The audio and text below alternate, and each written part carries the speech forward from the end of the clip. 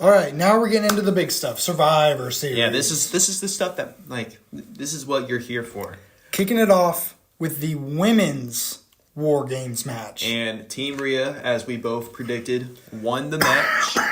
Crazy match. What'd you think of the match? I mean, it was destruction. Mm-hmm. What can I say? It's everything you can expect in a Wargames. It did not disappoint. Despite all the differences between the women, they pulled out the victory. Yeah. That's all that matters. And we saw Io Sky, who I think it's safe to say she is Miss Wargames. Right. Jumping off the cell or the cage, whatever you want to call it, in a trash can. She does this like every Wargames. Let's not forget what Tiffany Stratton did in the middle of the match, pulling out the briefcase. So this was when I was deep sick. I was real sick watching Survivor Series. I was just laying in bed watching it, and when I saw her pull out the briefcase, I shot up and about knocked myself out getting so dizzy. I'm running a fever, but I was like, because we talked about this, like, what if she cashed in? Either after the match or like mid-match. They should have done it. They should have let it happen. Because it'd be just such a history-making moment because it's never been done before. Nothing we've ever seen before. On your tag partner in the middle of a Wargames match. Right. That's like two things in itself. No one would ever forget it. That's what makes a superstar. Those kinds of moments. But hey, I still think you're right. I still think we're going to get Tiffany Stratton before the end of the year. We're running out of time. We're really close. It is now December 7th. We are running out of time. We have 24 days. I'm not doing the math. 24 days. But yeah, Team Rhea picked up the W. Did you see the part where they were beating Rhea with a bat? Yeah. Gruesome. What'd you think of her mask that she had on? A little scary horn mask. I don't know. It really reminded me of the Wyatt Six. Wyatt Six looking mask. For some reason. Well, it didn't protect her because she got the crap beat out of her by some bats. None of these women came out unscathed. I mean, all of them were cut up. It's a rough match. Hey, it's a war game. It's war. It's war. It's war. War games. Next. What's next? Shinsuke Nakamura. Pulling off the upset. I'd safe to say, do you say it's an upset? I'd say it's an upset. Definitely the way he won was unexpected. Right. He dominated. It was almost Braun Breaker dominating Sami Zayn whenever he won it. I mean, yeah, so it's like, let's make it official. Shinsuke Nakamura is the new United States champion. Right. I was right about this prediction. You were. You felt confident about it, and I'll give it to you. You were wrong. I was wrong. Which I'm looking at it now. And it makes sense because if he would have lost, it would have done nothing. It would have done. He was gone straight back down because he's on a rise. Right. He's on a tear. They're definitely pushing for Shinsuke to reach back to where he was. He looks unstoppable right now. Right. The question is who is going to stop Shinsuke? I don't know. And do you think this is Shinsuke's last opportunity to really? Right. Be a main event star. I think it is. Because we've given him too much. Because with Seth Rollins and that whole rivalry, it did nothing for him. We've always said, and I think it'll go down as one of the biggest missed opportunities in WWE history. He should have won it. Should have won the title at Mania against Styles. But, yeah, so do you think this will be the last we see of LA Knight going for that title? No, because he comes out on SmackDown. He does. He does come on SmackDown. So I think we'll get a little bit, but I don't think he'll be the one to take the title back. I don't think so. I think eventually we'll see LA Knight kind of start moving on to some bigger and better things. I think the crowd still is on that LA Knight hype train.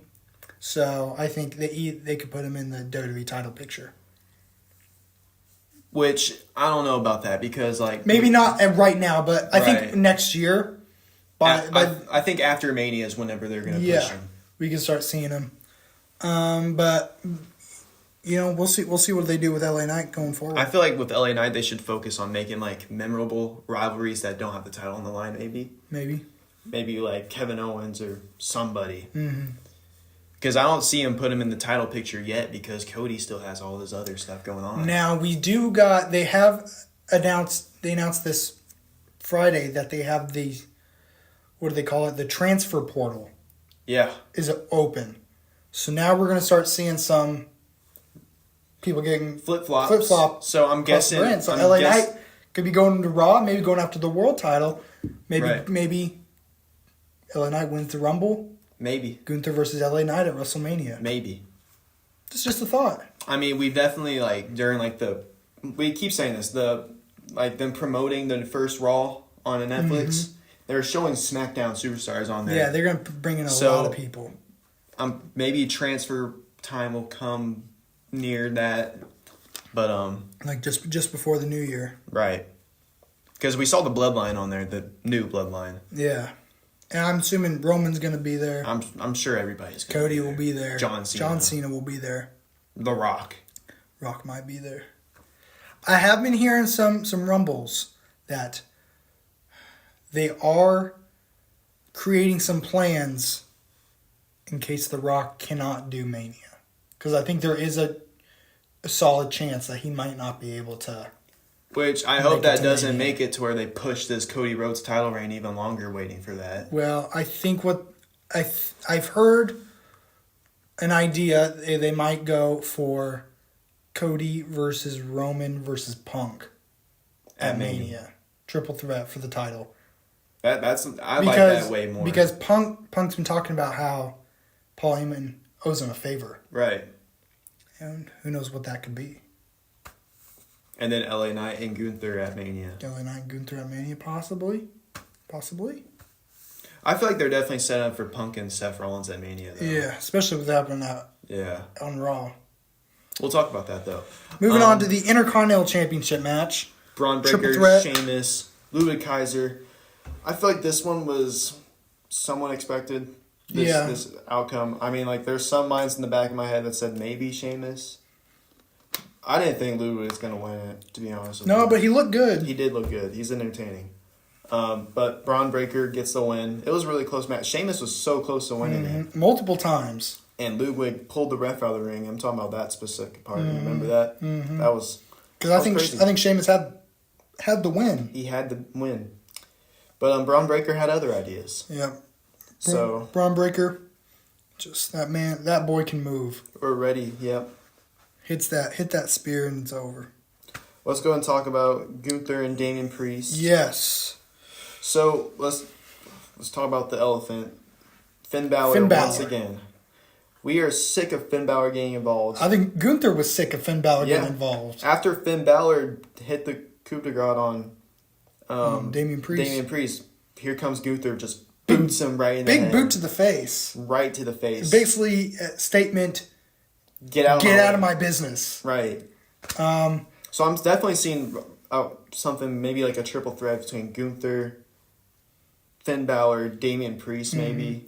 Well, it was made official on Raw that Gunther will defend his world title against Finn Balor at Saturday night's main event. And I think Damian Priest is going to get involved during that, which is going to cause us to have a... And then, I hate trying to make plans for Royal Rumble because you got to remember, Royal Rumble is not until late January. Yeah. So we're still going to have... A while. A month before that. Right. So that's a long time to kind of plan for things. I feel like there's going to be a lot of title stuff happening on the first Raw event. Yeah, they'll push some things there. I think that's where we're going to see the Women's Intercontinental Championship match. Yeah. On that first Raw. However, Gunther, anyways, he saw, even after what had happened, he still had to get the job done. And so he put the sleeper hold. Yeah. And Priest passed out. Won the match. Well, let's talk about the big match of the night. Mm-hmm. The main event. The main event, Wargames. Mm-hmm. OG Bloodline and the new Bloodline. At first, we see a lot of miscommunication. Because Roman Reigns and CM Punk... Not on the same page. Not on the same page at all. They just don't... They don't want to be around each other. I mean, Punk's got his own agenda, obviously. Right. Roman just wants to get the job done. Mm-hmm. He didn't want Punk around anyways. Did you see when Punk came out, how he pushed Bronson Reed and kind of got everybody going? Yeah. In the shark cage? I thought that was cool. But the match itself, I think, was good. Crazy moments from Bronson Reed jumping off of the top. Tsunami, yeah. And you see what happened to his foot? It snapped it in half. So he's going to be out for a while. Yeah, poor Bronson Reed. Just as soon as he was getting in the rise. And I mean, it's safe to say you could consider him maybe the MVP of the new Bloodline team of that match. Yeah, poor Bronson Reed. Bronson Reed. But I feel like the main thing that really switched things for the OG Bloodlines whenever CM Punk saved Roman Reigns. From that tsunami. And Roman Reigns and then Punk kind of got on the same page after that. All right, let's do it. And they won. Roman gets the pin on Solo Sikoa. Now let me ask you this. In your opinion, the way you feel, does this kill the new Bloodline? Even though they're still around, do you think they're capable of getting back to where they were in a top position? I don't think so. Now that they've lost to the Bloodline? I don't think so. I think because isn't Roman and Solo happening at the Saturday night?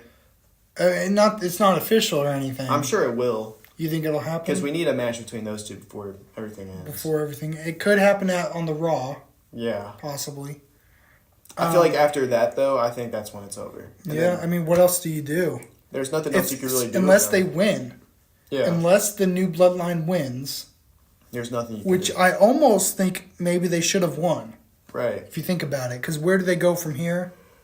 That's why you picked them. You're like, well, if they lose, where do they go? Right. I don't know. That's a good question. We'll see. What do you think of Survivor Series as a whole, though? I thought it was all right. Wasn't bad. It didn't disappoint me. Didn't disappoint. Did you feel, so when the match ended and they're all celebrating, did you feel like the celebration just kind of went a little too long? Yeah. Because I remember there was going to be like a return. Yeah, I was like, okay, are we setting up for something? Because this is taking a while. They're all just kind of walking back. CM Punk literally walked backstage. I don't think he knew he was supposed to walk back out and everybody was going to pose. Yeah. Because then he comes back out and they all do the ones. And Punk does the go to sleep pose. He does, like I stated earlier, he says Paul Heyman owes him a favor. Right. What do you think that favor is?